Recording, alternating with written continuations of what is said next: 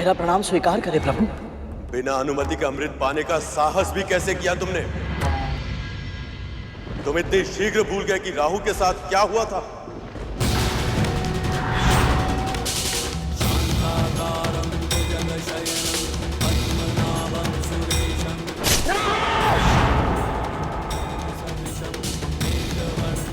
मुझे स्मरण है प्रभु।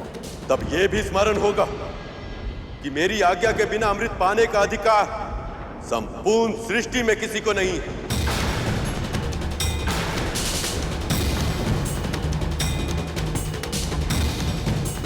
किंतु तब भी तुम इसे देवताओं से छीन लाई। क्यों? प्रभु आप तो जानते हैं मैंने ये अमृत अपने लिए नहीं, अपनी मां की मुक्ति के लिए। कारण चाहे कितना भी उचित क्यों ना हो गरुड़, तुम्हें बलपूर्वक अमृत पाने का अधिकार नहीं है।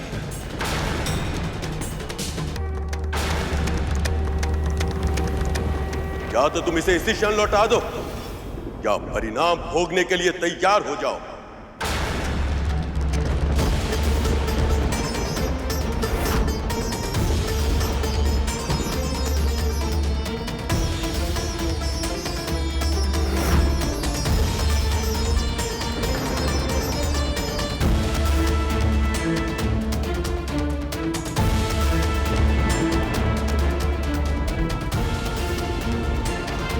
मुझे क्षमा कीजिए प्रभु, परंतु मैं अमृत नहीं लौटा सकता। ऐसे में यदि आपके हाथों मुझे मृत्यु भी प्राप्त हो तो वो भी मेरे उत्थान का साधन बन जाएगी। तो तुम अमृत नहीं त्यागोगे, भले ही इसके लिए मेरे साथ युद्ध करना पड़े।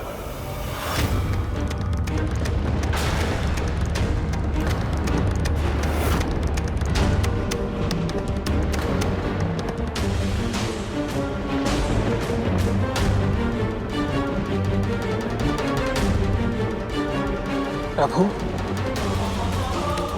मेरी मां की मुक्ति ही मेरे लिए सबसे बड़ा धर्म है। अपने उस धर्म की रक्षा करने के लिए यदि आपके साथ युद्ध करने के अतिरिक्त कोई और उपाय नहीं है तो मैं उसके लिए भी तैयार हूं।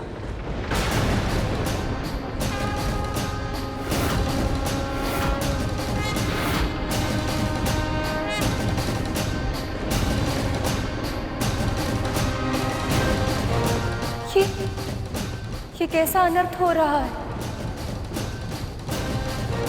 कि एक पुत्र अपनी मां के लिए अपने परमपिता प्रभु से युद्ध करने के लिए विवश हो गए।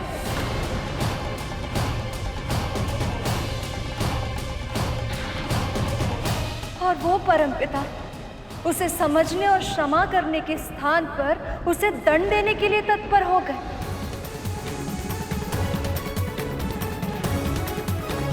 क्या दोष है गरुड़ का कि उसने केवल मातृ सेवा और मातृ मुक्ति के अलावा कोई इच्छा नहीं रखी? और क्या दोष है विंता का कि उसने अपने पुत्र को केवल धर्म के मार्ग पर चलना सिखाया?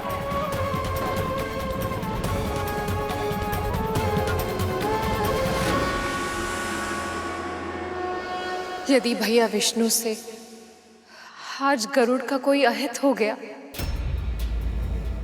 तो विंता का अपने भगवान से विश्वास उठ जाएगा और फिर केवल भक्ति नहीं भगवान भी हार जाएंगे।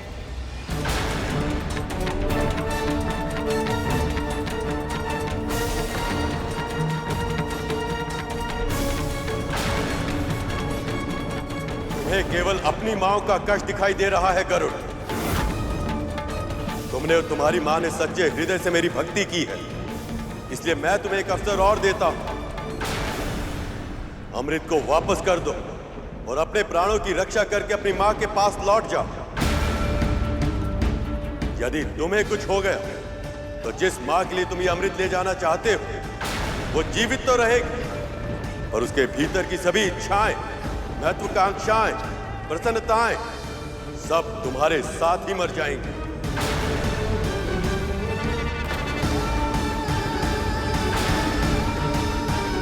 तब उसका पूरा जीवन पत्थर की शिला की तरह बीतेगा। जीवन के हर सुख से हीन, निष्प्राण, निर्विकार, कोई संवेदना नहीं, केवल वेदना होगी उसके मन में, कभी ना समाप्त होने वाली वेदना।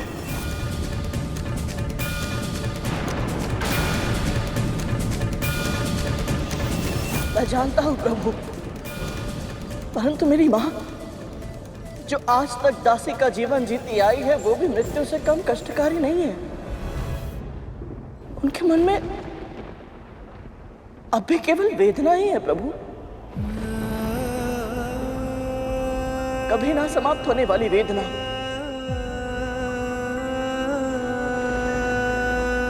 और इसके अतिरिक्त मैंने बड़ी माँ को वचन भी दिया है प्रभु कि मैं अमृत के कलश के बिना उनके पास वापस नहीं लौटूंगा। और अमृत पाने के विचार से ही वो इतनी प्रसन्न है कि उन्होंने माँ को दास्ता से मुक्ति का वचन दिया है प्रभु।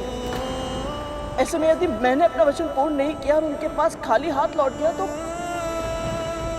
उन्हें बहुत कष्ट होगा प्रभु।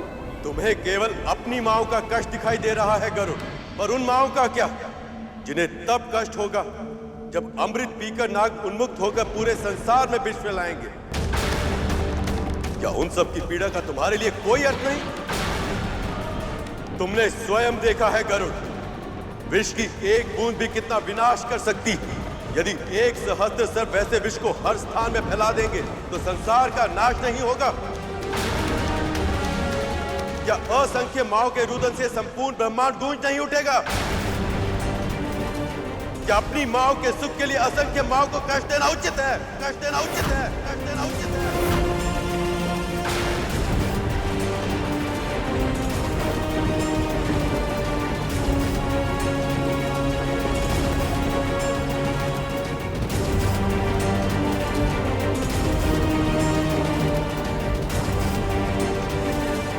मेरी माँ ने सदैव आपकी भक्ति की है प्रभु, और आपके बनाए नियम सभी के लिए एक समान होते हैं। तो फिर मेरी माँ इन नियमों की अपवाद क्यों? मेरी माँ को उनके सुकर्मों के फल क्यों नहीं मिलने चाहिए प्रभु? असंख्य माओं का कष्ट दूर करने के लिए मेरी एक माँ को सदैव कष्ट सहना पड़े, क्या ये उचित होगा प्रभु? निर्दोष होकर भी दास्ता के बंधन में बंध कर रहना पड़े, जीवन भर अपनी ही बहन का अत्याचार सहना पड़े, क्या ये उचित होगा प्रभु?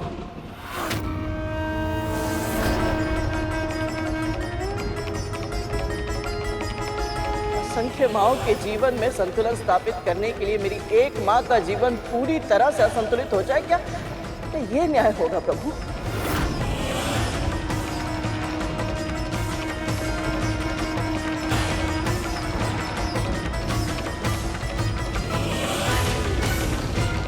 यदि अब भी आपको लगता है प्रभु मैं अधर्म कर रहा हूं, तो चलाइए चक्र।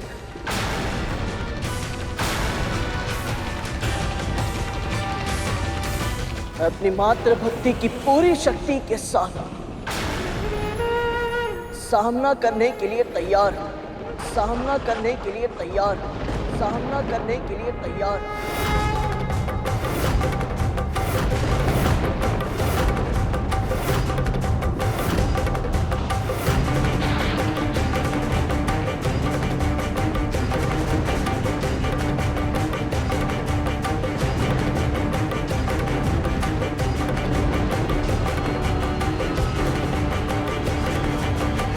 ओम श्री मात्रे नमः। ओम श्री मात्रे नमः। ओम श्री मात्रे नमः।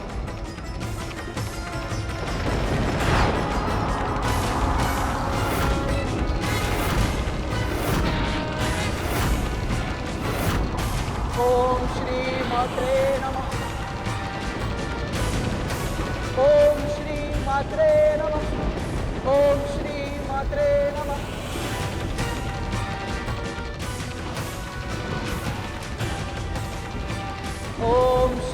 मात्रे नमः।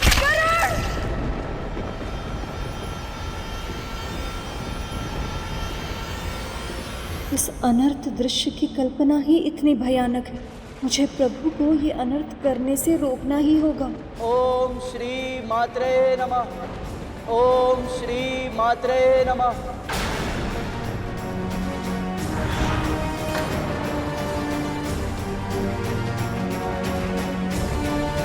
ओम श्री मात्रे नमः। ओम श्री मात्रे नमः।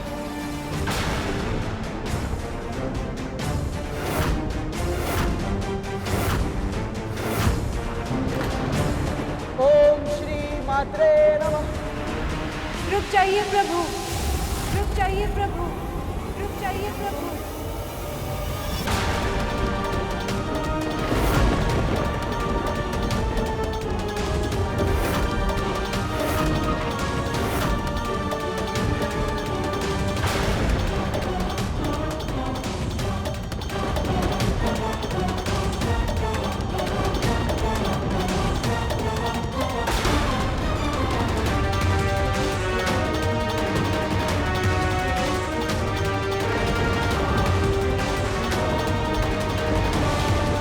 आप ऐसा नहीं कर सकते।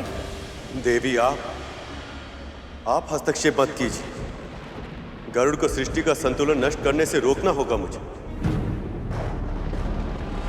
आप जिस संतुलन की बात कर रहे हैं प्रभु, उसका आधार धर्म है।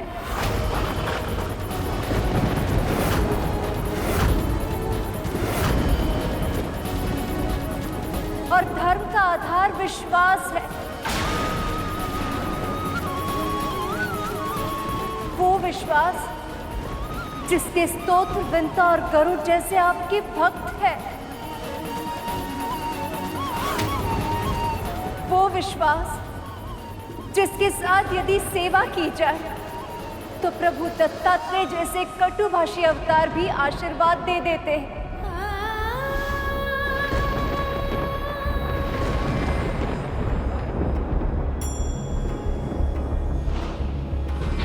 और वो विश्वास जिसके कारण ये जानते हुए भी कि गरुड़ अमृत छीनने जा रहा है, ऋषिगण ने उसे हर कार्य में सफल होने का वरदान दिया है।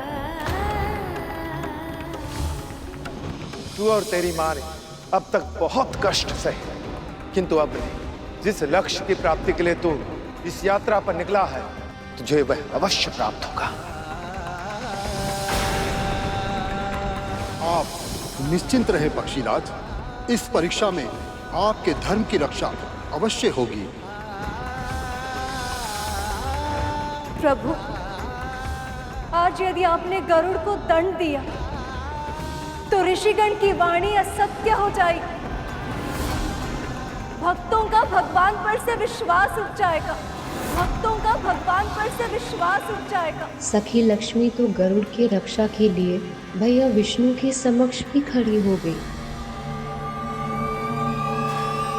और सबसे अधिक बुरी बात तो ये हो कि पृथ्वी पर भगवान रूपी इस संसार की हर माँ का सम्मान सदा सदा के लिए अपना महत्व खो देगा।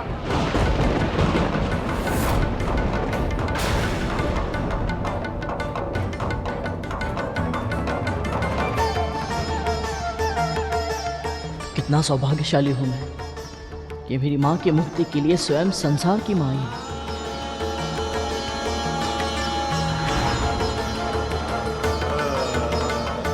देवी, मैं आपकी और गरुड़ की भावनाओं का सम्मान करता हूं,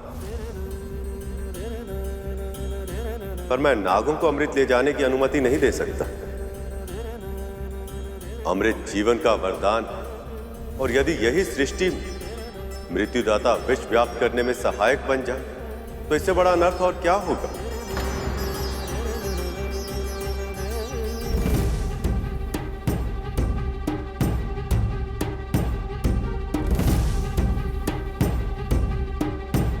प्रभु, विंता की मुक्ति के लिए कोई उपाय खोजिए ना। कुछ ऐसा कीजिए ना जिससे कि कद्रू को आभास हो जाए कि उसकी मन की हर इच्छा पूरी नहीं हो सकती।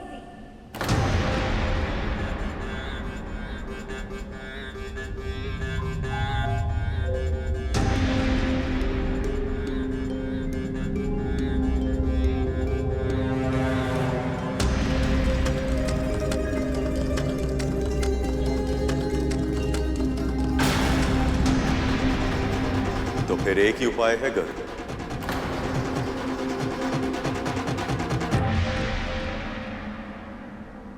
इस अमृत को तुम्हें स्वयं पीना होगा।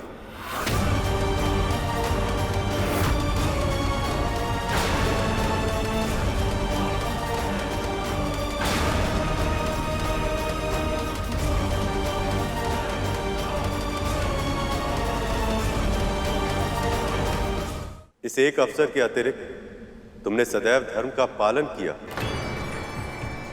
इसलिए यदि तुम चाहो तो इस अमृत को पी सकते हो। तब नाग तुम्हारे साथ युद्ध में सहज ही पराजित होंगे और उनकी मां कद्रू को तुम्हारी मां को मुक्ति देने में विवश होना पड़ेगा। तो ये थी सखा की योजना। अब तक जो भी हुआ वो केवल इस स्थिति तक पहुंचने का माध्यम था, बस और कुछ नहीं। तो क्या भैया विष्णु गरुड़ की परीक्षा ले रहे थे?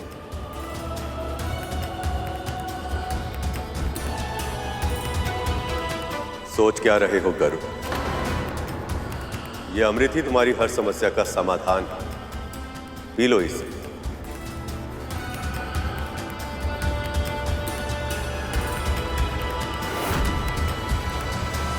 सभी दिव्य शक्तियों ने सदैव मेरे साथ पक्षपात किया है और तेरा साथ दिया है। क्यों वेदा? ऐसा क्या है तुझमें जो मुझ में नहीं है?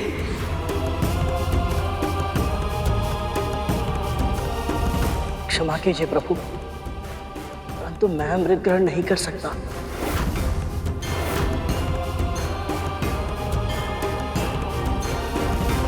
मैं इसके योग्य नहीं हूं।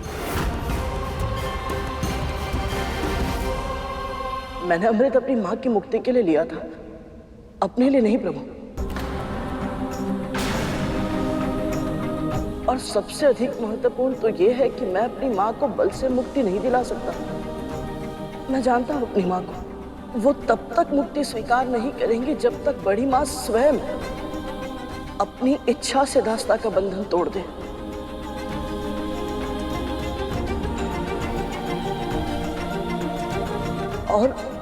और क्या करूं? और यदि मैंने अमृत पी लिया, बड़ी मां को बहुत दुख होगा प्रभु।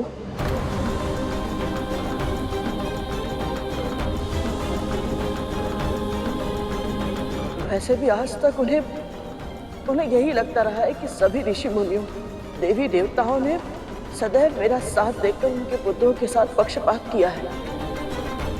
यदि अमृत भी नागों के स्थान पर मुझे मिल गया तो बड़ी मां टूट जाएंगी प्रभु। मैं अपनी बड़ी मां के साथ ऐसा निष्ठुर व्यवहार नहीं कर सकता।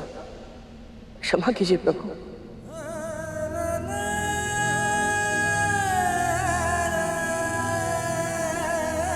तुम विलक्षण हो गरुड़। तुम्हारे हाथ में अमृत का कलश और स्वयं प्रभु विष्णु ने तुम्हें अमृत पान की आज्ञा दी है, लेकिन तुम्हारे मन में अमृत का तनिक भी मोह नहीं। केवल इतना ही नहीं देवी, इसके मन में उस मां के लिए भी इतना सम्मान जिसने इसकी मां को इतने कष्ट दिए। गरुड़, तुमने मुझे यह विश्वास दिला दिया है कि साम, दाम, दंड, भेद, कोई भी उपाय तुम्हें यह अमृत ले जाने से नहीं रोक सकता। जाओ, ले जाओ इसे।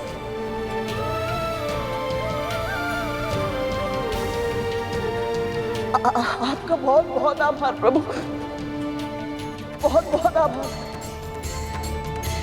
मैं जानता हूं सखा, गरुड़ को अमृत लेकर जाने के पीछे भी आपकी एक योजना है, ताकि गरुड़ की योग्यता की आप एक और परीक्षा ले सकें।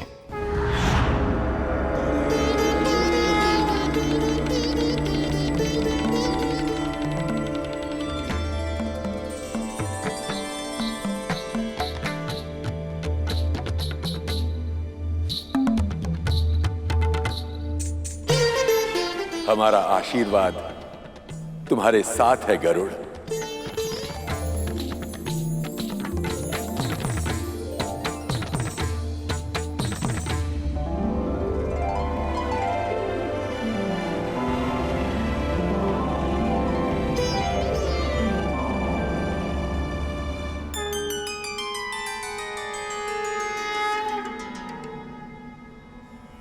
प्रभु की आज्ञा होते हुए भी अमृत को अस्वीकार करके तुमने अभूतपूर्व उदाहरण प्रस्तुत किया है।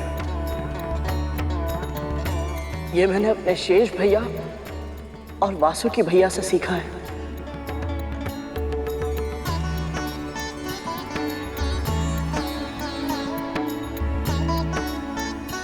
यदि मन में भक्ति हो तो अमृत की आवश्यकता नहीं होती।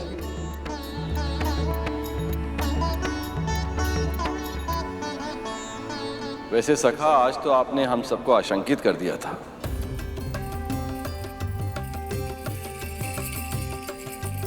देवी लक्ष्मी तो बहुत अधिक चिंतित हो गई थी।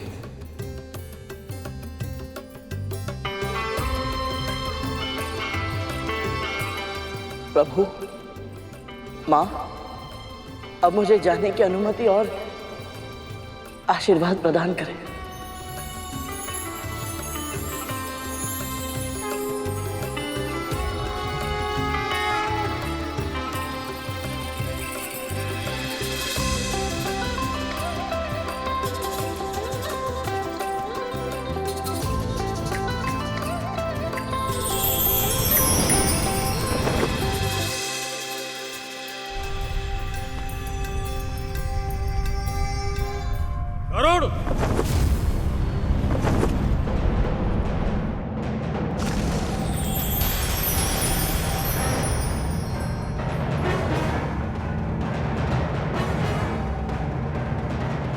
उस समय तो तुम मेरे प्रहार से बच गए थे, पर अब नहीं बचोगे।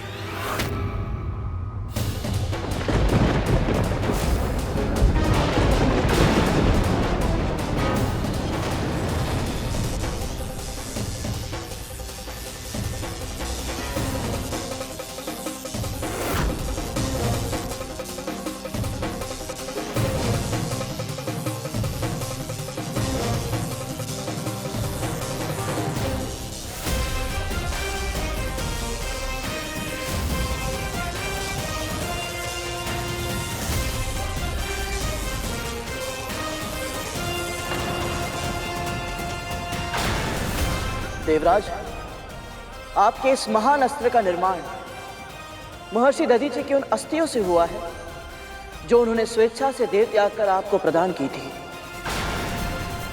मैं उनके इस अद्भुत त्याग का सम्मान अवश्य करूंगा।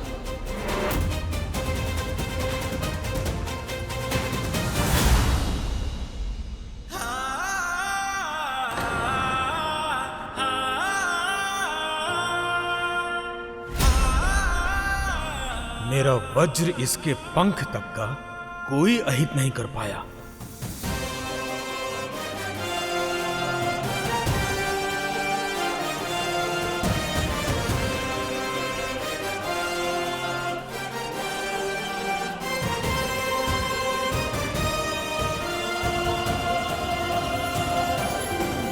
जिसका पंख इतना सुंदर हो उसका नाम तो सुपर्ण होना चाहिए। अवश्य स्वर्ण होना चाहिए।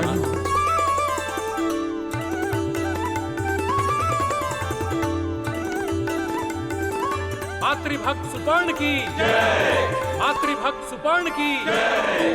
विष्णु भक्त सुपर्ण की जय। मातृभक्त सुपर्ण की जय। विष्णु भक्त सुपर्ण की जय। विष्णु भक्त सुपर्ण की जय। नारायण नारायण।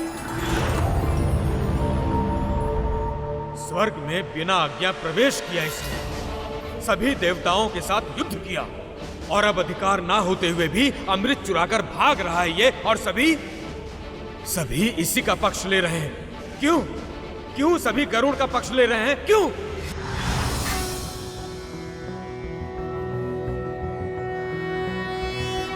नमस्ते ब्रह्म रूपाय विष्णु रूपाय ते नमः। आप चिंता मत कीजिए देवराज, विधि का विधान विचित्र होता है। गरुड़ और इसकी मां को मुक्ति भी मिलेगी और कद्रू और उसके नागों को अमृत भी नहीं मिलेगा। ये कैसे संभव है प्रभु?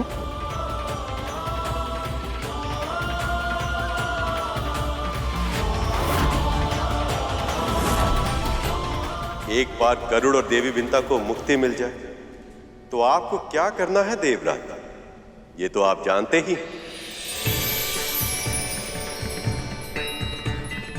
मैं सब समझ गया प्रभु, आप महान हैं। ये अनोखा मध्य मार्ग सुझाकर आपने सब कुछ ठीक कर दिया प्रभु। अब आप जैसा चाहते हैं वैसा ही होगा।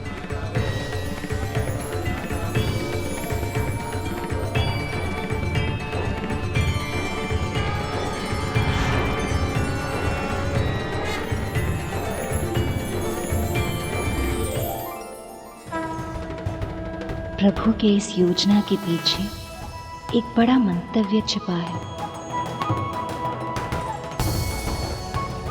ओम नमो भगवते वासुदेवाय।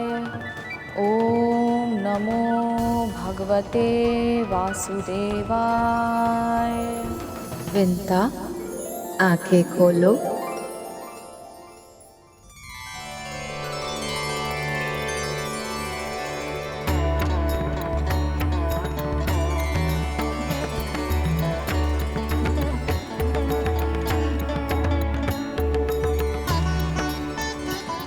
उठो विंता।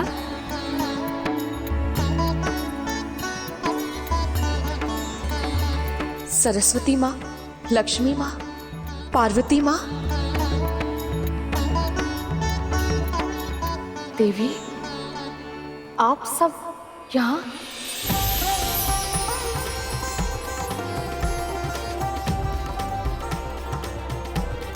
विंता, तुम जिस पल की प्रतीक्षा कर रही थी वो पल आ गया है। तुम्हारा पुत्र लौट आया है।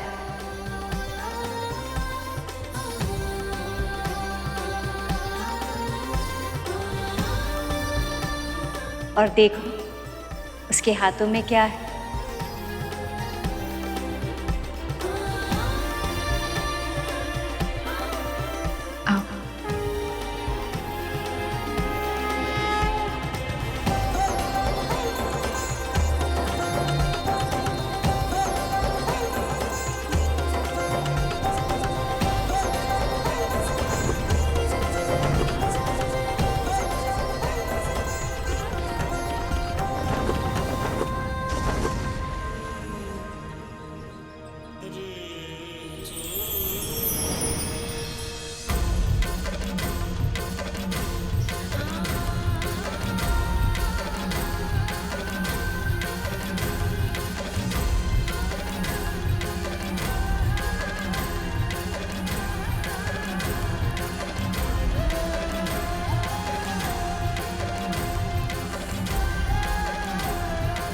गरुड़ सुरक्षित है। विंता, देखा तुमने? तुम्हारा पुत्र अमृत ले आया है। वही अमृत जो तुम्हारी मुक्ति का साधन है। आज तुम और तुम्हारा पुत्र दोनों दासत्व से सदा के लिए मुक्त हो जाएंगे।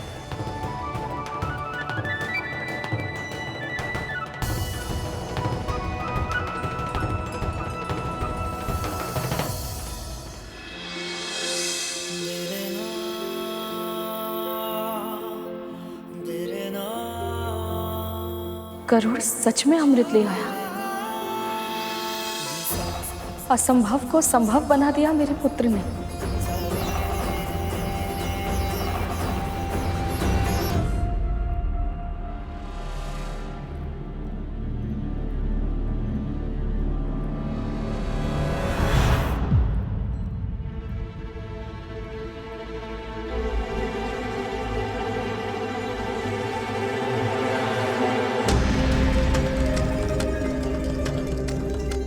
क्या मैं कल्पना कर रही थी?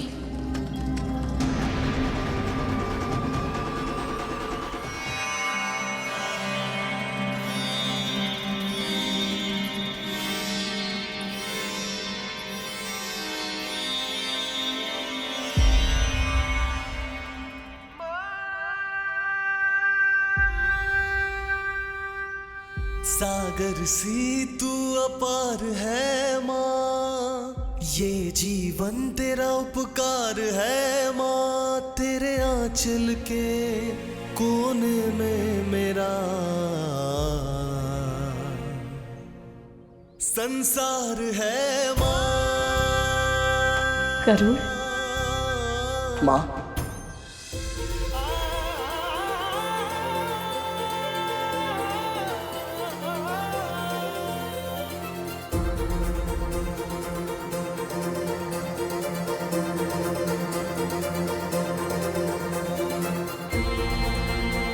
मेरा वरदान मेरे श्राप को विफल करेगा।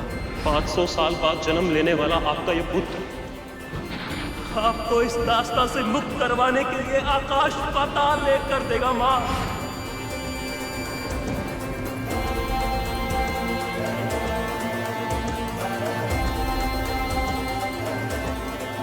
आपको दास्ता की बेड़ियों से मुक्त कराने के लिए मुझे कुछ भी क्यों ना करना पड़े, कोई भी मूल्य क्यों ना चुकाना पड़े,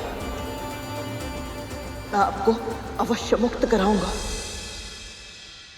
ये मेरा प्रण है।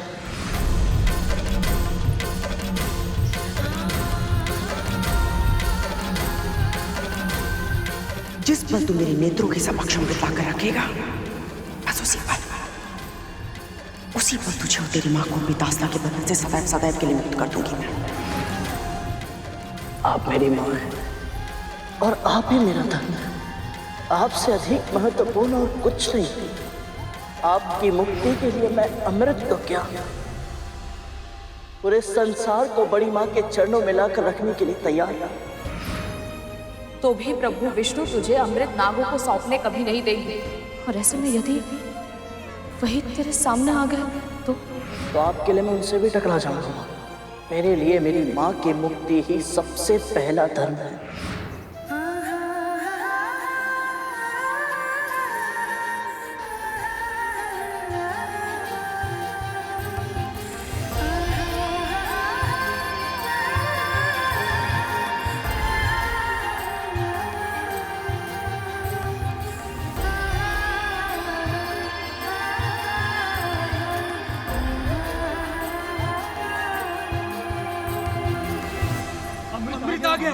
अमृत ले आया। पहले मैं पीऊंगा। नहीं, पहले मैं पीऊंगा। नहीं, मैं पीऊंगा।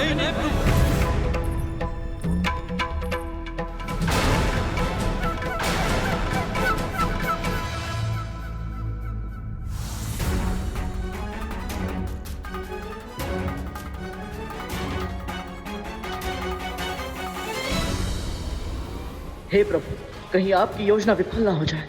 मुझे आपकी योजना पूर्ण करने की शक्ति दीजिए प्रभु, अन्यथा यदि नागों को अमृत मिल गया तो संसार का अंत निश्चित है प्रभु।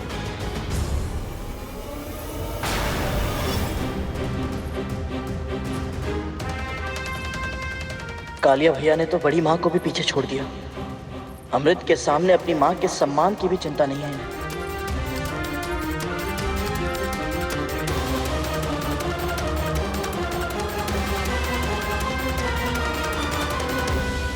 अमृत,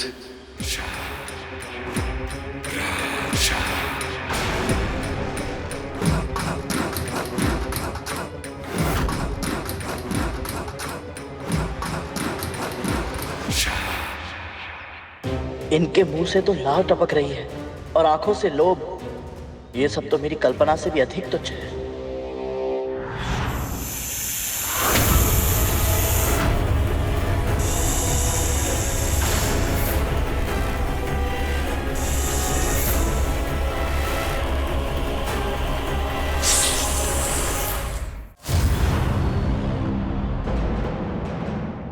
अमृत सबसे पहले मुझे ही देना गरुड़। ये अमृत सबसे पहले मैं ही पीऊंगा। अमृत शीघ्र ही मुझे ये कलश दे ताकि मैं इसका अमृत पी के अमर हो जाऊं। इतनी शीघ्र नहीं कालिया भैया।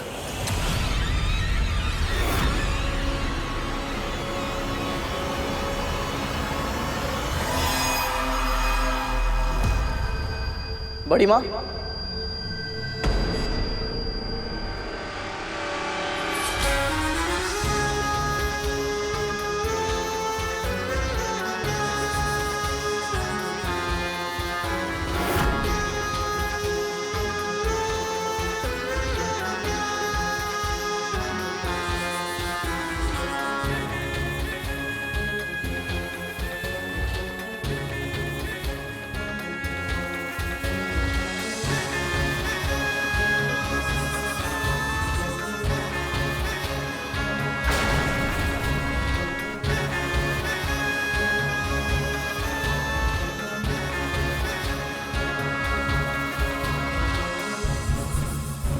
मेरे पुत्र सबसे शक्तिशाली हो, स्वर्ग के सिंहासन पर राज करे, अजर अमर हो जाए और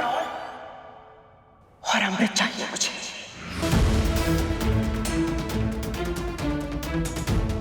जिस पल तू मेरे नेत्रों के समक्ष अमृत लाकर रखेगा, बस उसी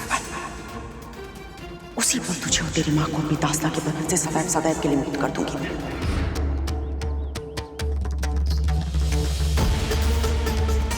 इतनी लंबी प्रतीक्षा की मैंने इस पल की, ये पल आ गया, मुझे अमृत मिल ही गया।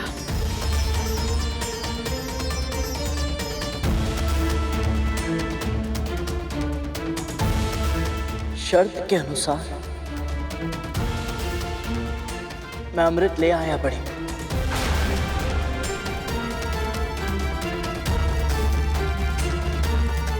अब आप सबसे पहले मेरी मां को और मुझे दास्ता से मुक्त कर दीजिए और फिर अमृत स्वीकार कीजिए।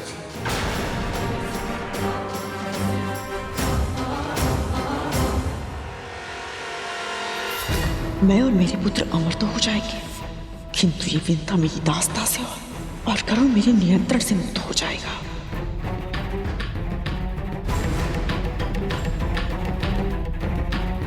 यदि अमृत मिलने के पश्चात भी कद्रुन विंता और गरुड़ को दास्ता से मुक्त नहीं किया तो मुझे स्वयं हस्तक्षेप करना होगा। यदि मुक्त होने के बाद गरुड़ और इसकी मां ने मुझसे प्रतिशोध लेना चाहा तो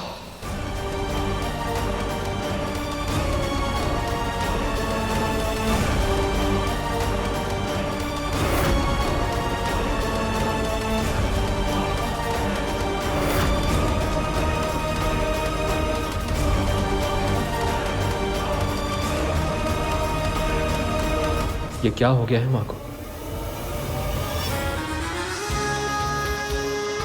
शिव जी ने एक यज्ञ के फलस्वरूप मुझे ये माला दी थी। इसे जो धारण करेगा उसे ऐसी प्रतापी संतान प्राप्त होगी जिसके नाम और यश की कीर्ति समस्त ब्रह्मांड में फैलेगी। भगवान विष्णु के प्रताप से होने वाली आपकी संतान का वर्चस्व संपूर्ण आकाश में स्थापित होगा। महाबुद्धिमान, महाबलवान, आकाश का इंद्र कहलाएगा वो, आकाश का इंद्र कहलाएगा वो। उसका जन्म महान उद्देश्यों के लिए हुआ है और उसमें से सबसे बड़ा उद्देश्य है उसकी मां को दास्तां से मुक्त कराना। जो बीज आज आप बोएंगी कल वही वृक्ष बनेगा और अभी भी समय है देवी कद्रु, देवी विंता और उनके पुत्र को कष्ट देने का पाप मत कीजिए।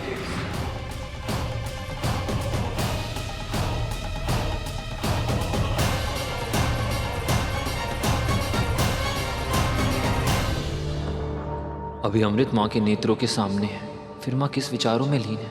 क्या चल रहा है इनके दिमाग में? इतनी लंबी प्रतीक्षा अवश्य करनी पड़ी मुझे, किंतु आज मेरे प्रयास सफल होंगे। अपने स्वामी और अनेक ऋषि महर्षि द्वारा बार बार हर पग पर कितना अपमान सहा है मैंने, पर अब मेरे पुत्र अमृत पीकर अमर हो जाएंगे और फिर पूरा करेंगे वो सब जो मैंने इनकी जन्म से पहले देखा था। विंता ही नहीं, दीति और अदिति के पुत्रों को भी मेरे सामने सर झुकाना होगा। सदैव सदैव के लिए जीत जाऊंगी मैं। चारों दिशाओं में मेरे ही नाम की जय जयकार होगी। खड़गेन आक्रम्य भुंजीता, खड़गेन आक्रम्य भुंजीता, वीर भोग्या वसुंधरा, वीर भोग्य वसुंधरा।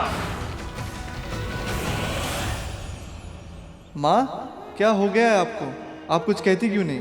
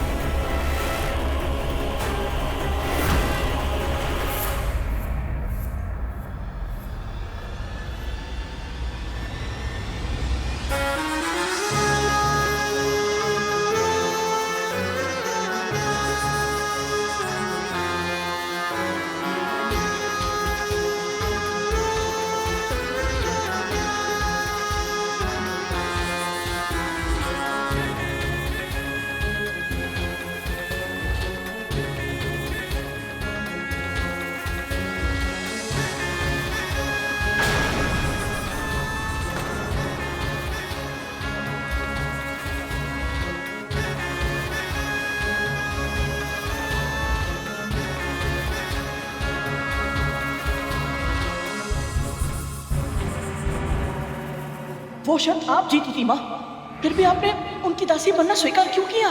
क्योंकि ये मेरा पश्चाताप था। ईर्ष्या के वश में अपने ही पुत्र को विकलांग बना दिया।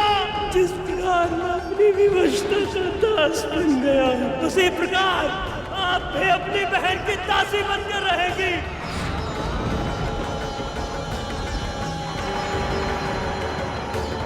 तेरी माँ अपने प्राण त्याग देगी, पर अपना धर्म कभी नहीं त्यागेगी और ना ही अपना वचन तोड़ेगी।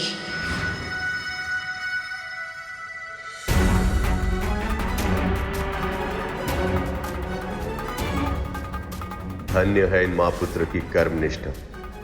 अपने वचन को अपना धर्म बनाकर दास्तान को इस प्रकार स्वीकार किया कि अब इनके पैर अपने स्थान को छोड़कर आगे नहीं बढ़ पा रहे। इन्हें विश्वास ही नहीं हो रहा कि ये दास्तान से मुक्त होने वाले।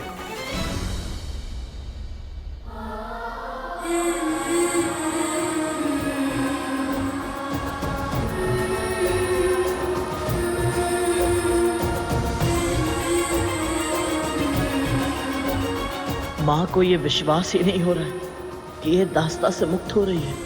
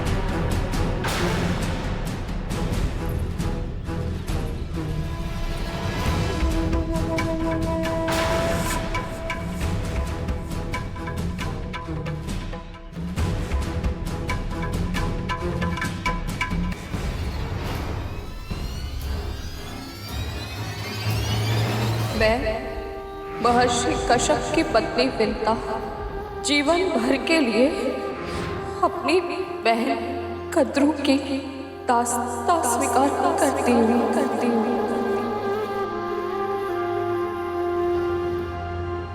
अपने और अपने पुत्र के मस्तिष्क से ये भ्रम बाहर निकाल कर फेंक देना कि तुम दोनों को मेरी दास्तां से मुक्ति मिलेगी। कभी नहीं।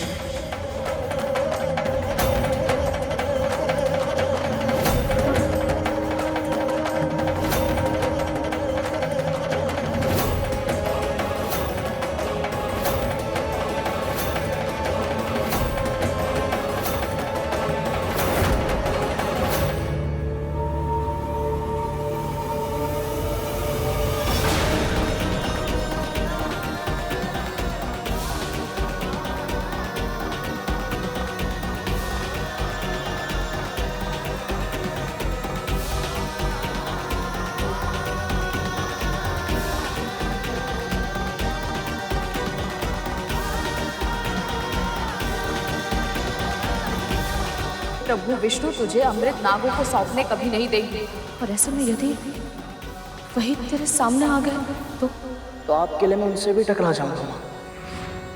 मेरे लिए मेरी माँ की मुक्ति ही सबसे पहला धर्म है।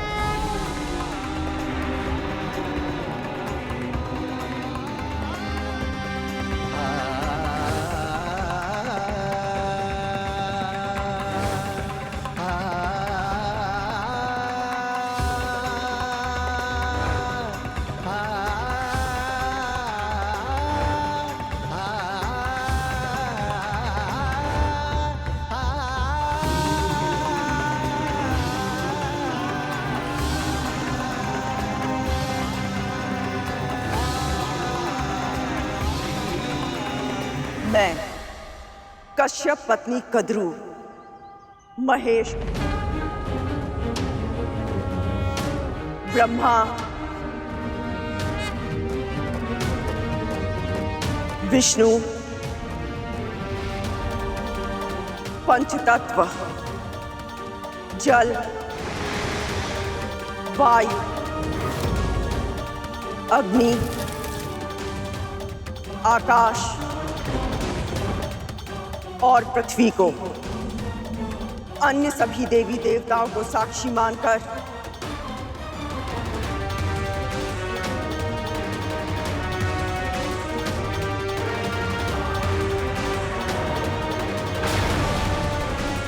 विंता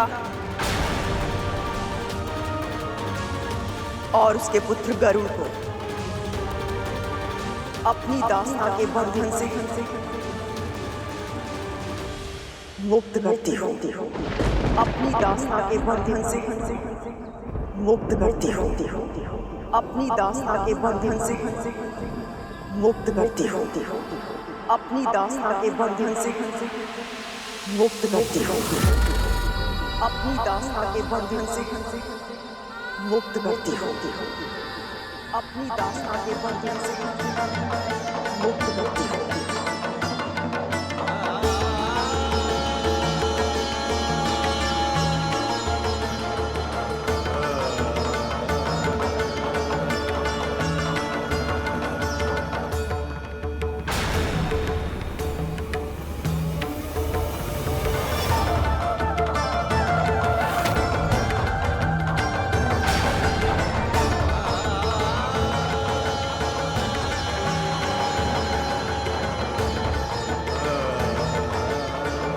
ऐसा लग रहा है जैसे हम देवताओं पर मनुष्यता का ऋण था जो आज उतर पाया है।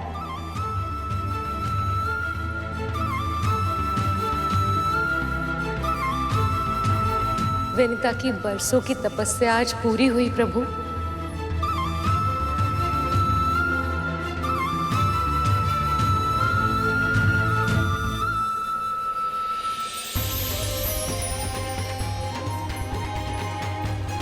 सभी देवी देवताओं, सभी ऋषि मुनियों, मेरी वंदना स्वीकार करें। आज आप सबके आशीर्वाद से ही ये प्रसंग दातित हो गया है। ये तो इन दोनों की नियति थी। आप दोनों ने ऐसे पुत्र की कामना की थी जो विश्व में मातृ पितृ भक्त के नाम से जाना जाए, और आपके आराध्य प्रभु विष्णु ने ये सारी लीला इसीलिए रची ताकि संसार की सारी संतानों के लिए गरुड़ एक उदाहरण बन सके।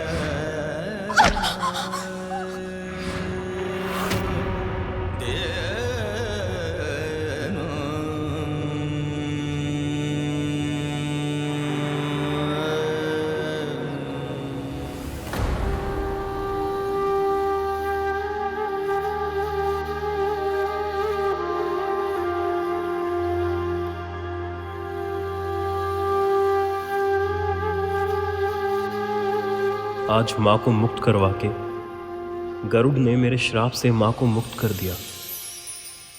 तुम्हारा कोटि कोटि धन्यवाद गरुड़।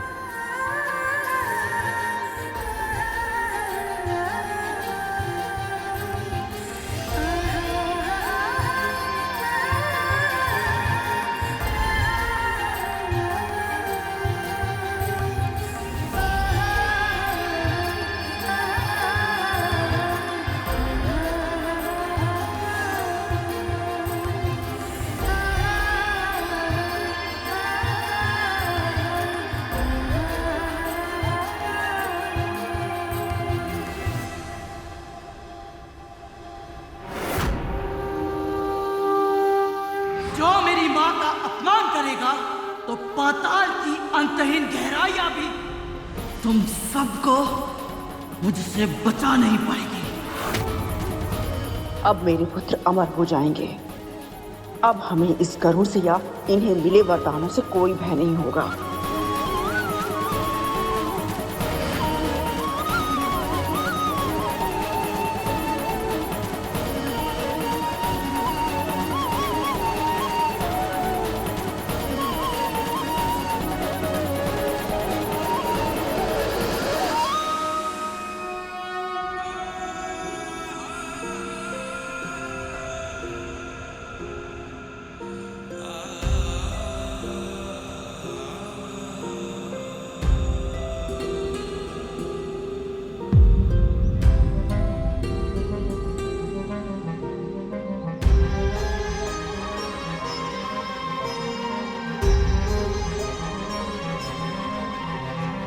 ऐसा लग रहा है जैसे मुझ पर से एक बड़ा बोझ हट गया। इतना स्वतंत्र पहले कभी अनुभव नहीं हुआ।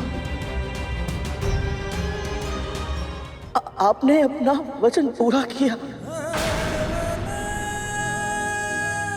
आपका बहुत बहुत आभार, बहुत बहुत धन्यवाद।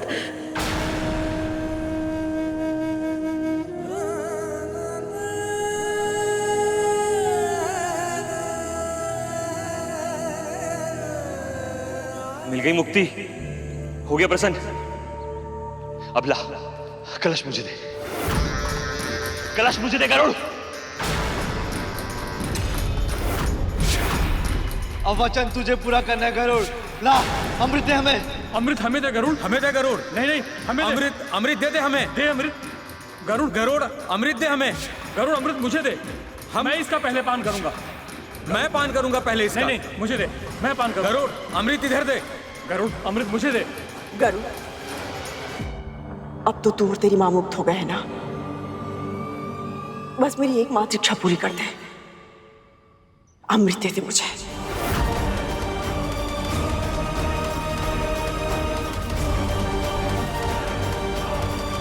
स्मरण करो गरुड़, कद्रू ने तुमसे क्या कहा था? जिस पल तू मेरे नेत्रों के समक्ष अमृत लाकर रखेगा, बस उसी पल तुझे और तेरी मां को अपनी दासता के बंधन से सदैव सदैव के लिए मुक्त कर दूंगी मैं। तो बस फिर यही तो करना। अमृत को ले जाकर कद्रू के सामने रख दो और स्वयं को और अपनी मां को मुक्ति दिला दो। एक बार गरुड़ और देवी विंता को मुक्ति मिल जाए तो आपको क्या करना है देवराज, ये तो आप जानते ही। मां, खुशा के घास की चटाई चाहिए होगी। अमृत को भूमि पर रखना उचित नहीं है ना?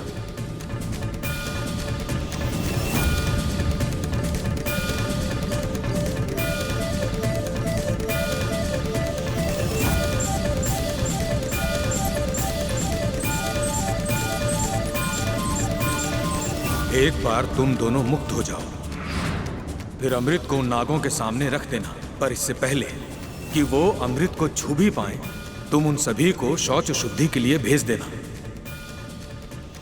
फिर मैं जाकर अमृत वापस ले आऊंगा, पर अमृत की एक भी बूंद व्यर्थ होकर ना गिरे। और इसके लिए सबसे आवश्यक ये है कि उस समय वहां कोई भी नाग उपस्थित ना हो।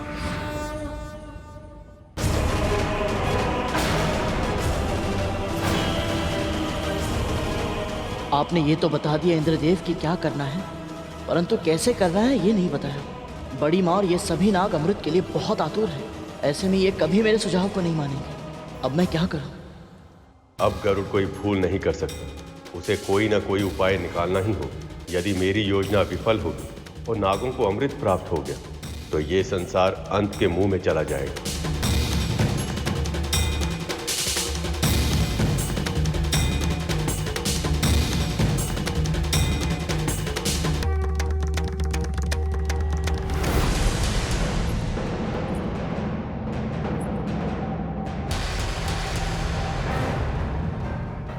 क्या करने का प्रयत्न कर रहा है?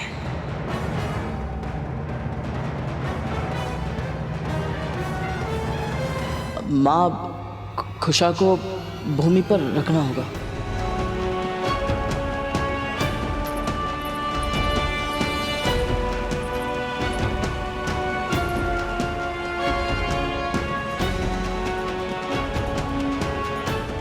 गरुड़ अपने अंश से नागों को रोकने का अच्छा प्रयास कर रहा है। बस वो प्रभु की योजना को पूर्ण करने में सफल हो जाए।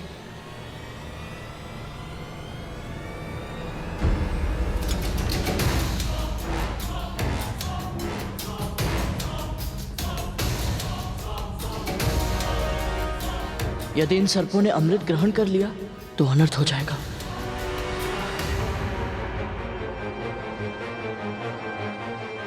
इनकी इतनी महत्वाकांक्षा है कि अमर होने के पश्चात ये सारे लोक पर आक्रमण कर उन पर शासन करेंगे। कैसे रोकूं इन्हें?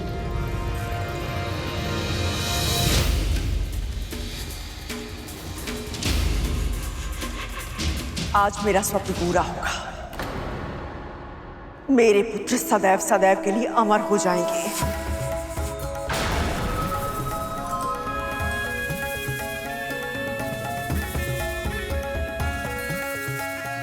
रुक जाइए, रुक जाइए।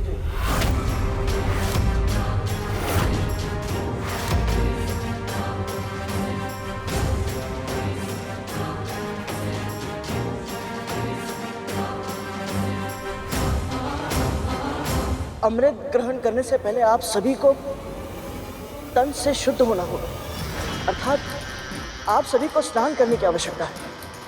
तन शुद्ध हो तो किसी भी शुद्ध वस्तु का प्रभाव अधिक होता है।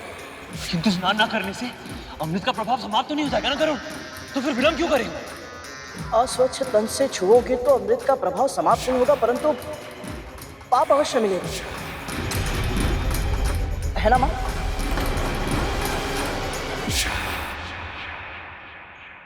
गरुड़ ये सब जानबूझकर कर रहा है।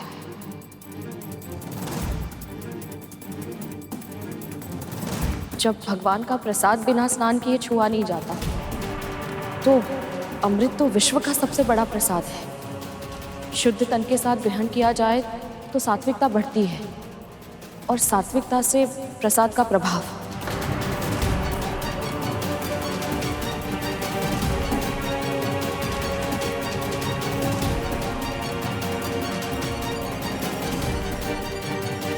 विंता सही कह रही है। शुद्धिकरण करके ही अमृत ग्रहण करना होगा।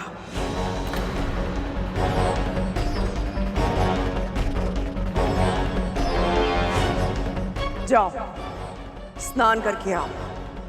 स्नान करना ही है तो सबसे पहले स्नान मैं करूंगा। पहले हम स्नान करेंगे। शीघ्र चल सकते हो।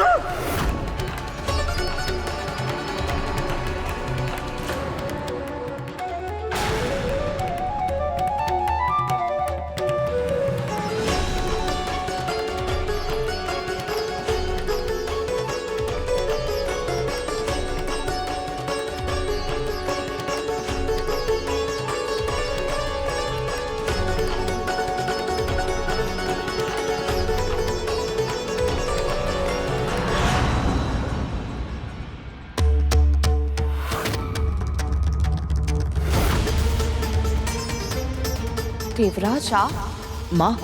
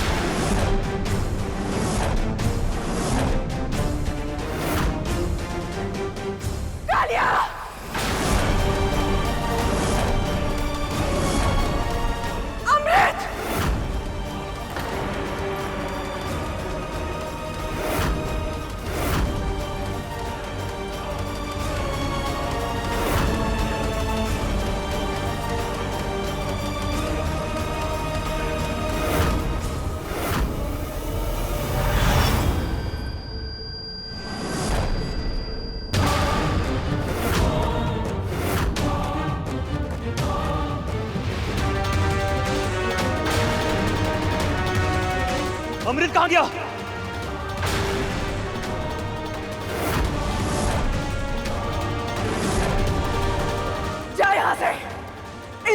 अमृत लेकर आ मेरा।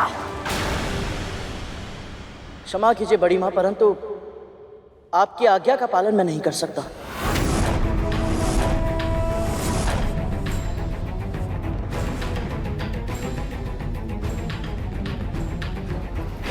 इतना तो साहस, तू मेरी आज्ञा मानने से मना कर रहा है? स्मरण रख, तू मेरा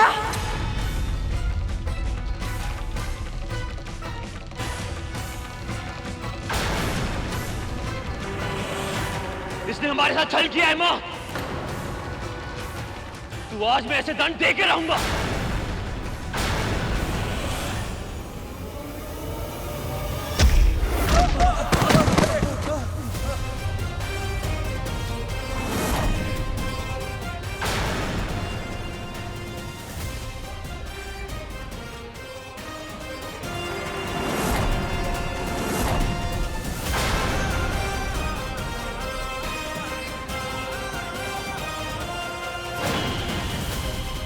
विंता, रोक अपने पुत्र को।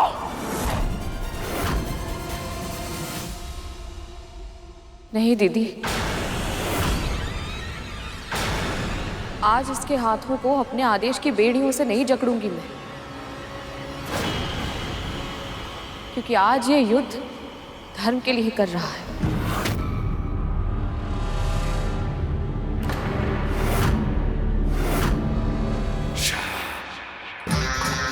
अमृत की बूंद अवश्य ये तब गिरी होगी जब कलश इस चटाई पर रखा गया था।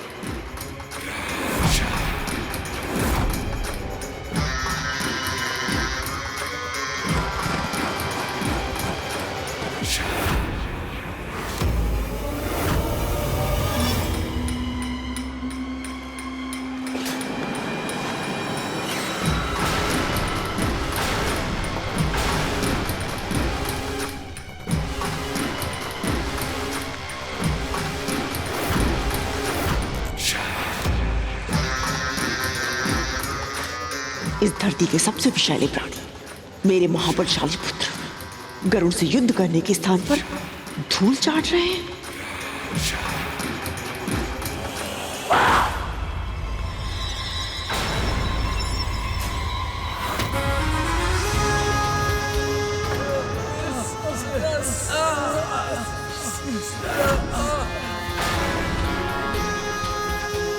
तो ये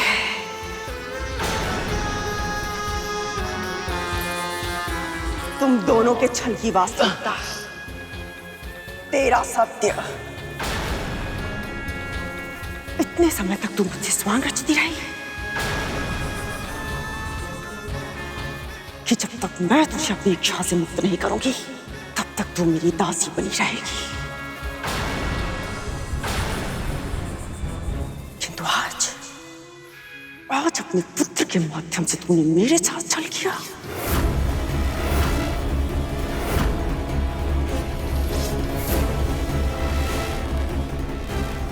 ऐसा नहीं है दीदी, कोई छल नहीं किया मैंने आपके साथ। माँ किसी के साथ छल नहीं कर सकती।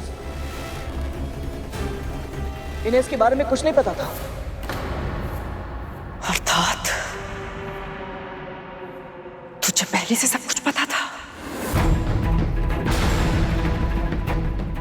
फिर भी तूने उस इंद्र का साथ दिया। कृतज्ञ।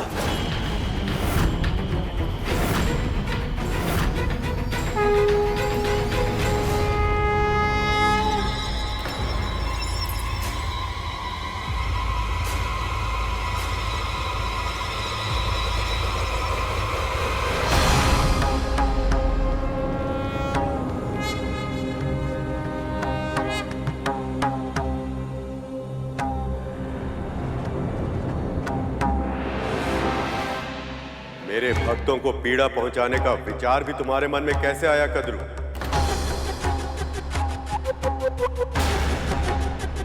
जिस छल के कारण तुम गरुड़ को चोट पहुंचाने जा रही थी, तुम्हारे साथ वो छल इसने नहीं, मैंने किया।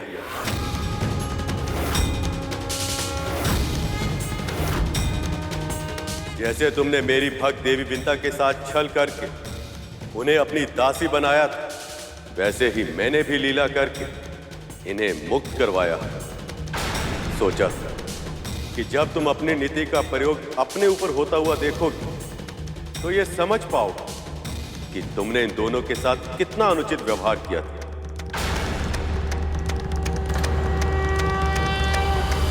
पर तुम्हारे मन में अब भी पश्चाताप नहीं, प्रतिशोध है। तुम्हें क्या लगता है कद्रू, यदि कोई वस्तु तुम्हें मैं ना था तो क्या तुम उसे अनाधिकार ले पाओगे? सत्य तो ये है कद्रू कि तुम और तुम्हारे पुत्र अमृत की एक बूंद तो क्या, उसकी आभा के भी योग्य नहीं।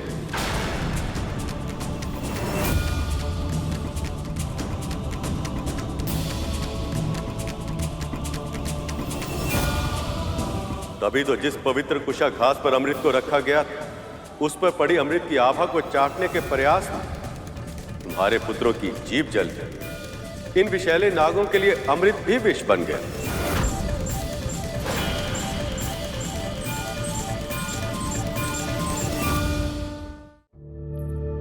नहीं प्रभु,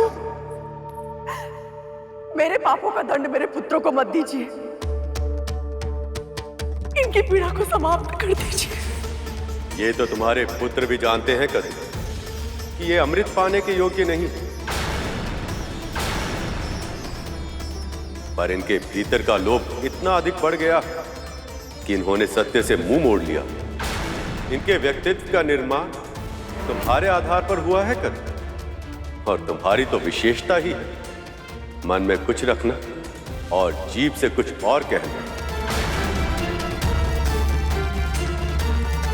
इसलिए आज से सभी नागों की जीभ 2 भागों में बंट जाएगी।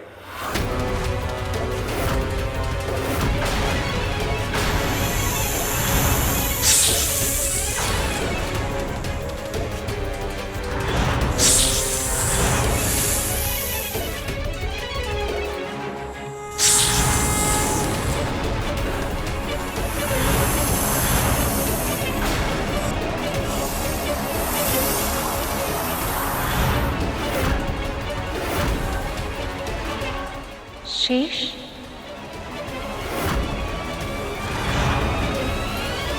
क्या हुआ वासुकी? तुम्हारी जीव विभाजित हो गई। ये कैसे संभव है? ये तो स्वाभाविक ही है माँ। जैसे पुत्रों के कुकर्मों का फल माता पिता को भुगतना पड़ता है।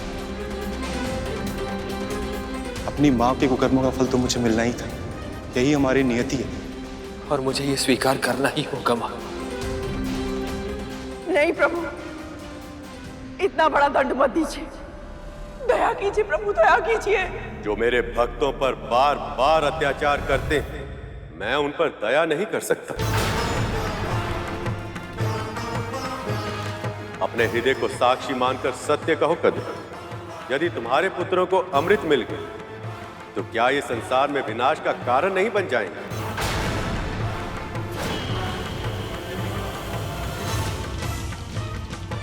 क्या ये अपने विष से अकारण ही प्राणियों की हत्या कर संसार का संतुलन नहीं बिगाड़ेंगे?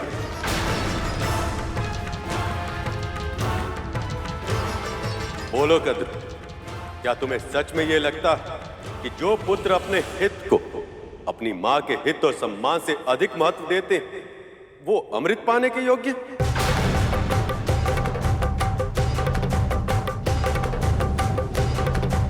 यदि नागों को अमृत मिल जाता और असुर अमृत छीनने के लिए नागों पर धावा बोल देते, तो क्या तुम्हारे पुत्र अमृत की रक्षा कर पाते?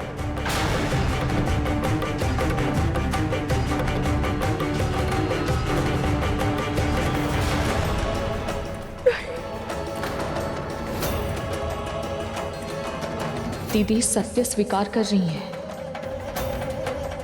और दूसरी ओर ये गरुड़ है कद्रू, मुझे ये स्मरण करने की आवश्यकता नहीं कि इसने बिना किसी स्वार्थ के अमृत पाने में कितनी बड़ी भूमिका निभाई, केवल इसलिए ताकि मैं असुर गुरु शुक्राचार्य की संजीवनी विद्या का सामना करने के लिए अमृत रूपी अस्त्र देवताओं को प्रदान कर संसार में फिर से संतुलन स्थापित कर सकूं। और जानती हो सबसे विशेष बात क्या है? गरुड़ के सामने अमृत पान करने का अवसर एक बार नहीं, दो बार आया,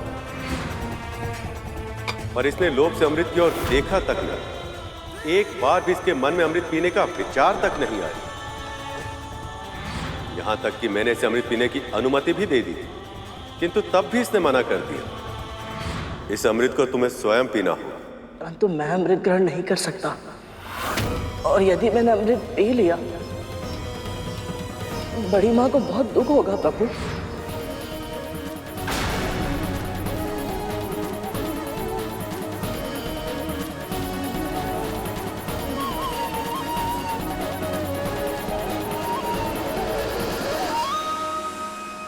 अब ये सब जानकर तुम ही बताओ कद्रू, यहां उपस्थित सभी प्राणियों में ऐसा कौन है जो अमृत पीने के लिए इससे भी अधिक योग्य है?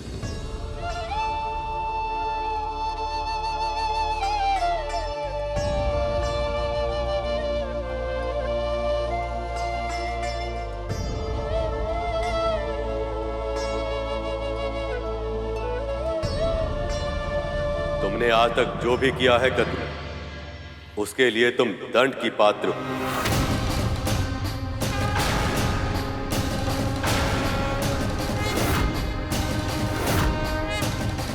देवी विंता ने सदैव अपनी प्रार्थनाओं तुम्हारी और तुम्हारी संतानों की भलाई की विनती की, और इसी कारण से मैंने आज तक तुम्हें दंड नहीं दिया। पर जब तुमने गरुड़ को देवी विंता की मुक्ति के लिए अमृत लाने के लिए विवश किया, उसी समय तुम मेरे निर्णय के विरुद्ध चली गई।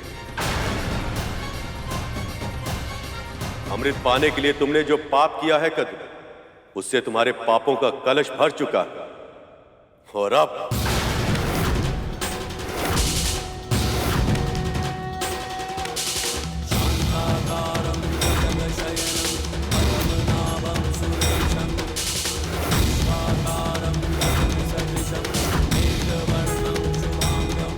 प्रभु, आपकी और माँ की कृपा से मुझे और मेरे पुत्र को मुक्ति तो मिल गई है, पर अपनी बहन और उनकी संतानों को दुखी देखकर मैं सुख से कैसे रह पाऊंगी?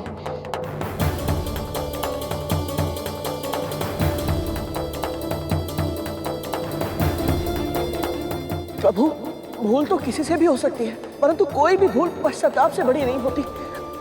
बड़ी माँ और मेरे भाइयों को पश्चाताप करने का एक अवसर दे दीजिए प्रभु, दया कीजिए।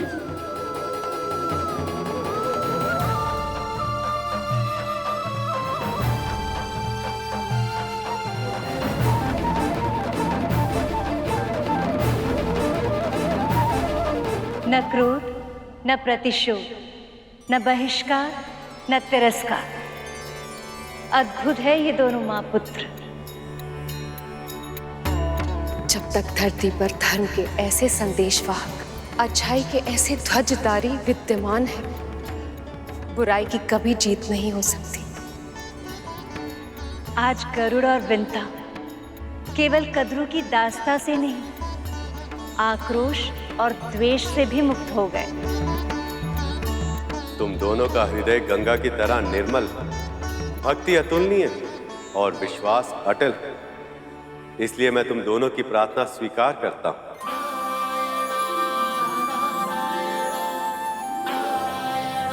पर मैं ये भी चाहता हूं कि तुम सभी को सदैव ये स्मरण रहे कि तुम दंड पाने के ही योग्य हो, और संसार को भी सदैव ये स्मरण रहे कि किसी निर्दोष को सताकर, उसके साथ अनुचित व्यवहार कर कोई भी प्राणी सुख और शांति का जीवन व्यतीत नहीं कर सकता।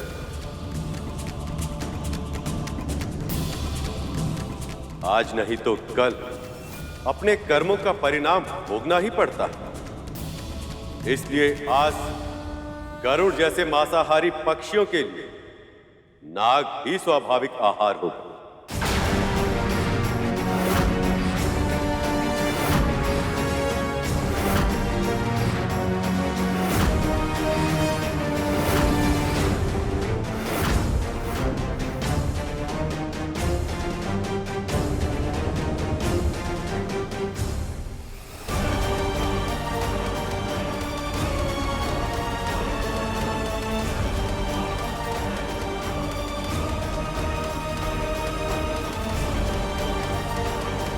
जिस प्रकार अब तक उसकी मां का जीवन तुम सबकी भय की छाया में बीता है, वैसे ही तुम सबको जीना होगा।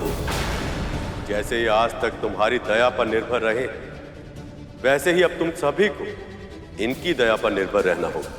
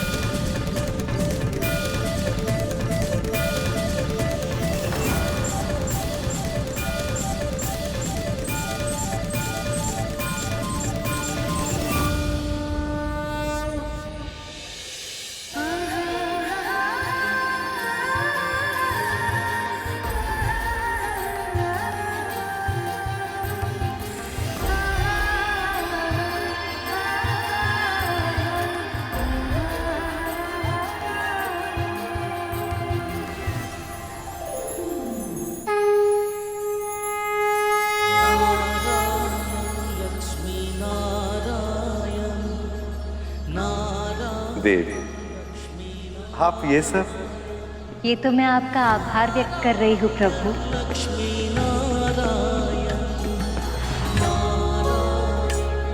आज आपने मुझे सर्वश्रेष्ठ उपहार दिया है, गरुड़ और विंता को मुक्त कराकर। आज आपने अपना वचन पूर्ण किया। ये कृपा आपने केवल मेरे छोटे भाई विंता मां पर नहीं, मुझ पर भी की है प्रभु। शेषनाग, बताओ, मन में इच्छा क्या है? गरुड़ और विमाता विंता का भी उद्धार हो जाए। आपका कोटि कोटि धन्यवाद। देव, शेष, इसमें मैंने कुछ नहीं किया। ये सब देवी विंता की श्रद्धा और धैर्य का परिणाम है, और उसमें सहायक बना गरुड़ का विवेक और साहस। स्वामी, अब तो वो मुक्त हो गए। आप गरुड़ को अपना वाहन बना लीजिए ना। बात अभी आपकी एक इच्छा पूरी हुई नहीं कि आपने दूसरी इच्छा भी प्रकट कर दी। मैं क्या करूं प्रभु, गरुड़ है ही इतना अच्छा। ये सत्य है कि गरुड़ अपनी सभी परीक्षाओं में सफल रहा। इसके अतिरिक्त मानसिक और शारीरिक रूप से भी वो मेरी सेवा के लिए तैयार है, पर अब उसे भावनात्मक रूप से तैयार होना। अभी अभी तो उसने अपनी मां को मुक्त कराया, इससे पहले कि वो दोनों एक दूसरे से फिर अलग हो जाए, उन्हें कुछ समय तो साथ में बिताना ही होगा। प्रसन्नता से भरपूर सुख और शांति की छाया में। सत्य वचन प्रभु, सत्य वचन।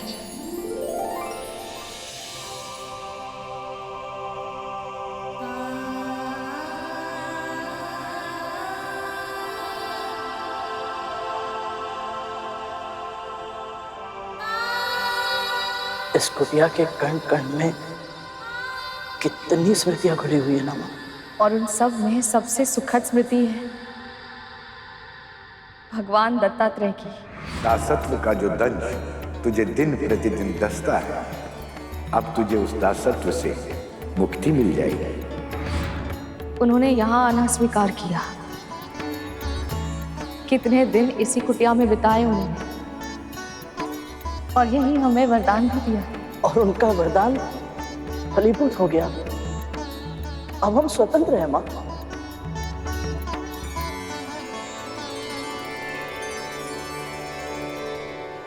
मां, एक क्षण।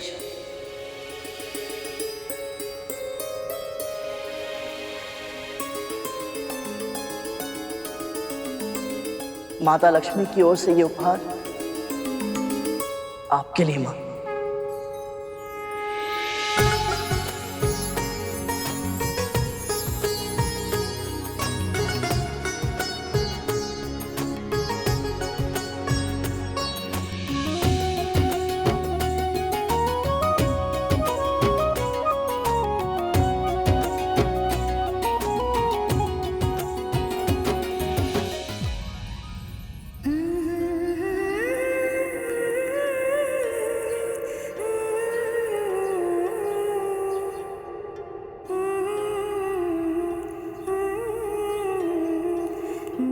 कितनी बार आपको महारानी के रूप में देखने की कल्पना की थी मैंने। आज मेरी इन आंखों ने जीवन भर का सुख एक साथ पा लिया माँ।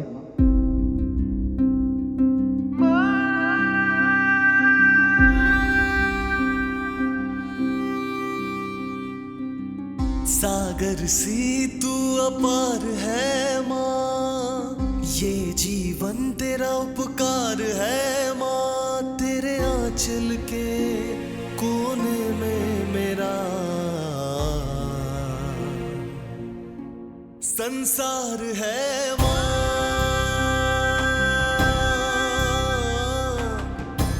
संसार है माँ।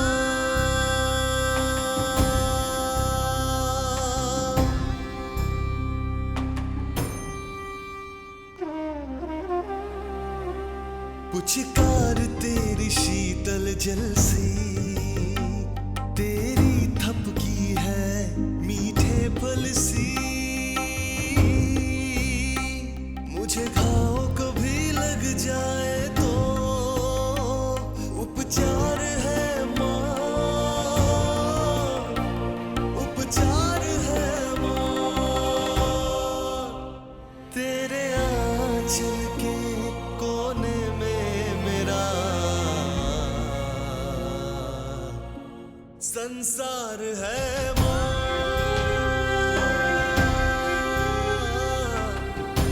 संसार है माँ।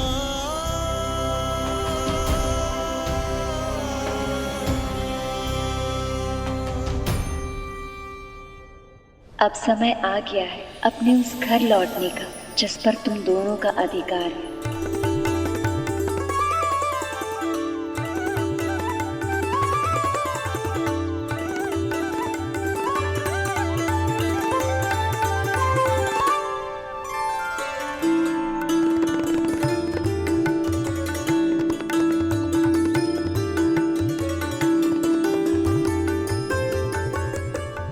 महारानी विंता की जय, राजकुमार गरुड़ की जय, महारानी विंता की जय, राजकुमार गरुड़ की जय, महारानी विंता की जय। आपके महल में आपका बहुत बहुत स्वागत है महारानी जी।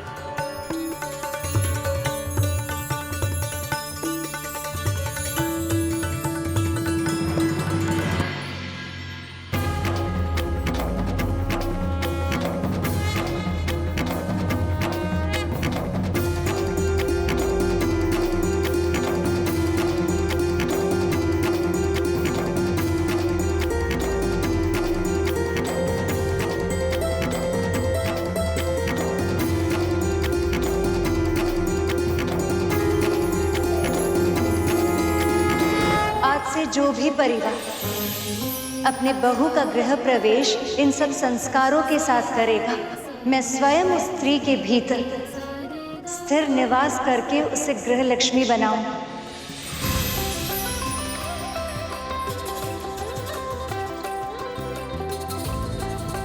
उसके शुभ हाथों से हल्दी के छाप उस घर के कष्ट और रोगों को मुक्त करेंगे।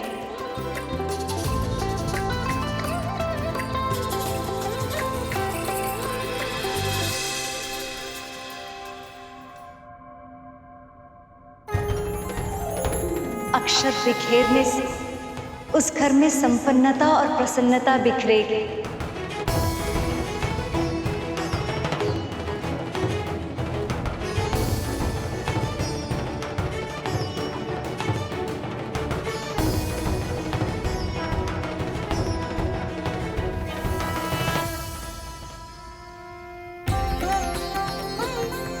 और आलते से रंगे हुए उसके पच्चे उस घर को धर्म और सफलता का मार्ग दिखाएंगे।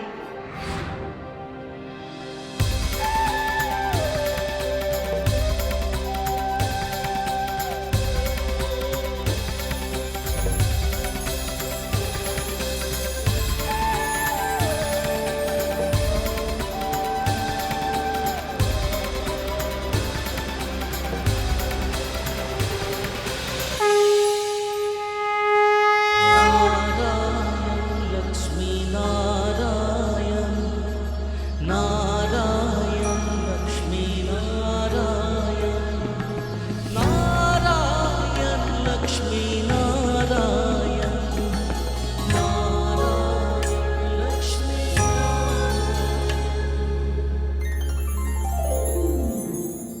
गरुड़ ने असंभव को संभव कर दिखाया। उसने ना केवल अपनी मां को और स्वयं को मुक्त करवाया, बल्कि विष्णु से नागों को दंड दिलवाकर उनकी जीत के 2 भाग भी करवा दिए। बस इतना ही पर्याप्त नहीं था, नागों को अपने जैसे मांसाहारी पक्षियों का आहार भी घोषित करवा दिया। विष्णु ने हमारे साथ भी छल किया है और कद्रू के साथ भी। हमें इसका प्रतिशोध लेना होगा बलि। लेंगे मां, इसका प्रतिशोध अवश्य लेंगे। मैं एक बार गुरुदेव आज्ञा का पालन ना करने की भूल कर चुका हूं मां, अब दोबारा नहीं करूंगा। असुरों ने अपने गुरु की आज्ञा की अवहेलना का परिणाम देख लिया है। अब ये ऐसी भूल भविष्य में नहीं करेंगे। प्रभु, माँ, मैंने कभी स्वप्न में भी नहीं सोचा था इन हाथों में दास्ता की बेड़ियां नहीं लटकी होंगी। आपकी कृपा से यह संभव हो पाया, वो भी इतनी शीघ्र। आपका बहुत बहुत आभार। जानता है गरुड़, मैं तो इस जन्म में मुक्त होने की आशा ही छोड़ चुकी थी। दास्ता को ही अपनी नियति मान चुकी थी मैं, पर तूने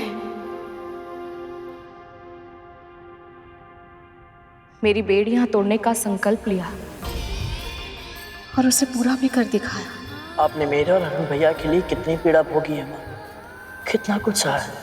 फिर आपके साथ अन्याय होते देख मैं शांत कैसे रह पाता?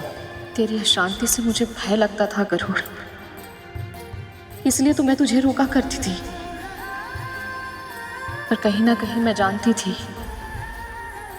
तू अपनी हट कभी नहीं छोड़ेगा। मुझे मुक्त कराने के लिए हर संभव असंभव कार्य करेगा तू, और तूने किया गरुड़। मुझे मुक्त करा लिया तूने।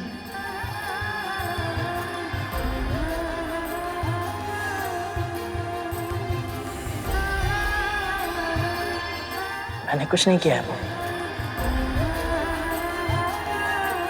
सब प्रभु विष्णु की इच्छा से ही हुआ। मैं तो केवल माध्यम बना, और सत्य तो ये है कि ये सब आपकी तपस्या का फल है माँ।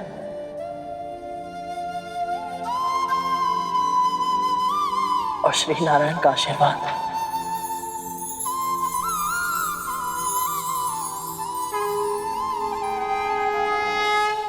इससे कोई अंतर नहीं पड़ता कि नागों या अन्य प्राणियों के साथ क्या हुआ। मेरे लिए असुरों का हित सबसे अधिक महत्वपूर्ण है, इसलिए मैं बस गुरुदेव शुक्राचार्य की आज्ञा का पालन करूंगा। गुरु पर श्रद्धा ही सफलता की पहली सीढ़ी होती है महाराज।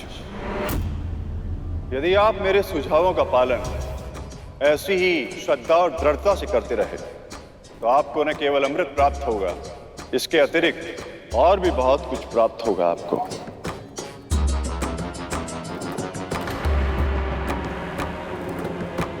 आपकी हर महत्वाकांक्षा पूर्ण होगी, आपका हर स्वप्न वास्तविक बनेगा। पर कैसे गुरुदेव, कैसे?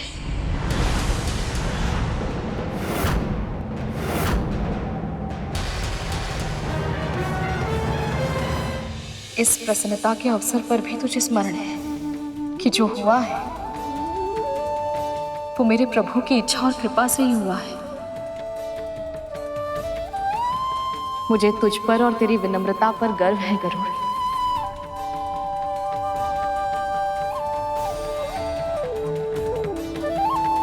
मैं दीदी और उनके पुत्रों के लिए भोग बनाती हूँ।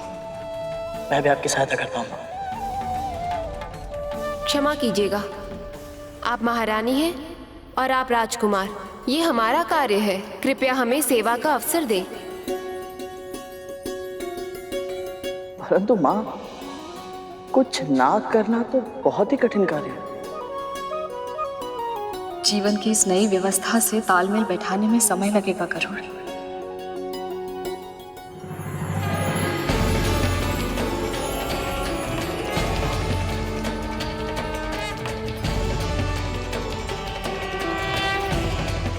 ये कैसी ध्वनि है?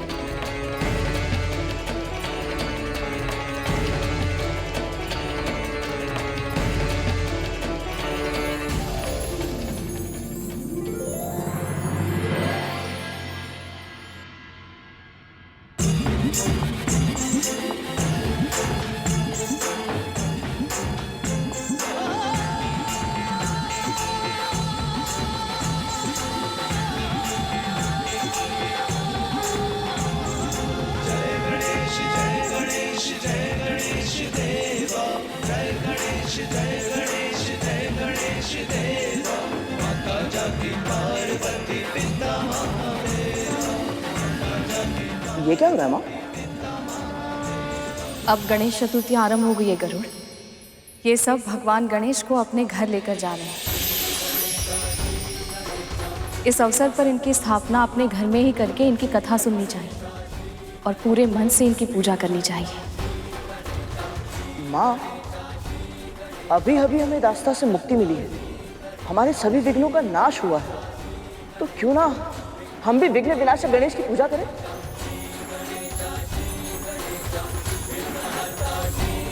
ये तो बहुत ही उत्तम विचार है गरुड़। हमारे नए जीवन के लिए इससे उत्तम आरंभ और क्या हो सकता है। हम ऐसा ही करेंगे पुत्र। विघ्न विनाशक, लंबोदर, वक्रतुंड, गजानन महाराज गणेश की पूजा हम अवश्य करेंगे।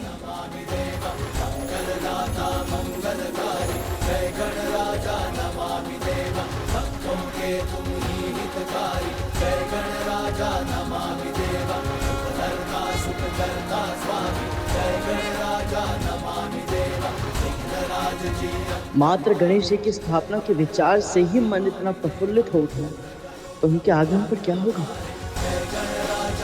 इस समय देवता प्रसन्न हैं देवी। कद्रू और नाग दुखी हैं, विंता और गरुड़ संतुष्ट हैं, क्योंकि जब महाराज बलि अश्वमेघ यज्ञ को पूर्ण करेंगे तो संसार का संतुलन फिर से बदल जाएगा। भले ही आज विष्णु जीत गए हैं, किंतु जैसे ही महाराज बलि का यज्ञ पूर्ण होगा, तीनों लोकों पे उनका शासन होगा। त्रिभुवन के सुख, समृद्धि और ऐश्वर्य का हर साधन उनके पास होगा।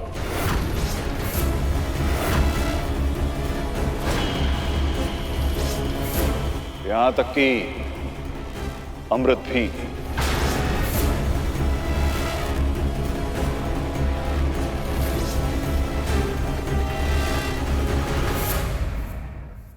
गुरुदेव, आपकी सहायता के कारण ही न केवल गरुड़ हमें मुक्त करा पाया, बल्कि ऐसे अकल्पनीय कार्य करते समय धर्म का पालन भी कर पाया। हम तो केवल माध्यम हैं देवी। जो होता है प्रभु विष्णु की इच्छा से ही होता है। हमने केवल इसकी कुंडलिनी को जागृत किया है देव, पर धर्म के पालन के लिए आवश्यक संस्कार वो तो इसे आपने ही दिए। इसीलिए तो कहते हैं कि हर शिशु की पहली गुरु उसकी मां ही होती है।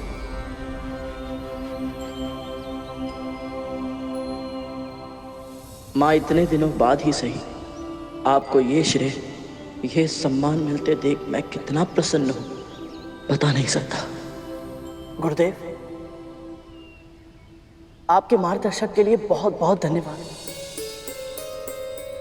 परंतु एक विनती है आपसे।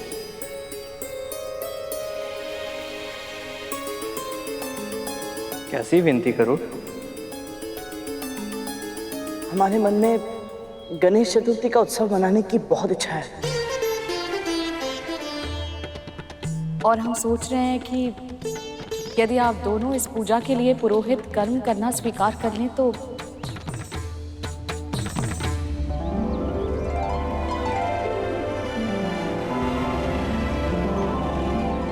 भगवान श्री गणेश की पूजा और कथा कहने, ये तो हमारा सौभाग्य होगा। हम ये पूजा अवश्य करेंगे।